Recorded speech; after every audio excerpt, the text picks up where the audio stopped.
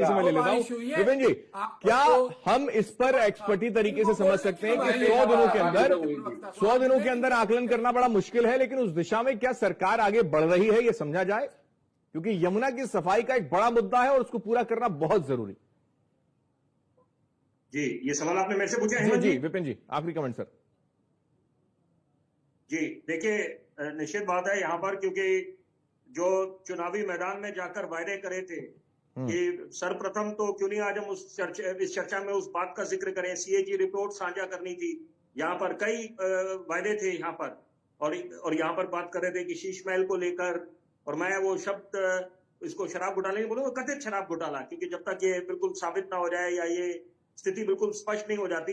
दूसरी बात है महिला सम्मान निधि का क्या हुआ, और यमुना की सफाई। सबसे बड़ी बात है कि सरकार का जब गठन नहीं हुआ था और औपचारिक तरीके से शपथ ग्रहण समारोह नहीं हुआ था, उसके पहले यमुना नदी में जब मशीनें उतरी थी, वो तस्वीरें साझा हुई थी, सार्वजनिक हुई थी, तो एक अच्छा संदेश देने का प्रयास था भाजपा का कि यहाँ पर हम लोग बिल्कुल संकल्पबद्ध हैं और हम लोग यहाँ पर युद्ध स्तर पर लग जाएंगे। लेकिन वो आप अगर डेडलाइन जो आपने निर्धारित करी थी उसको आप पार करके और वो मन मुताबिक अभी परिणाम नहीं आए हैं, तो इसका मतलब है आकलन करने की आवश्यकता है, कमी पेशी कहीं रही है, आपको जवाबदेही देनी पड़ेगी। दूसरी बात है, जरूरी बिल्कुल, आप जब सत्ता में आ जाते हैं तो फिर सवाल तो पूछे जाएंगे और उसका जवाब तो आपको देना ही होगा।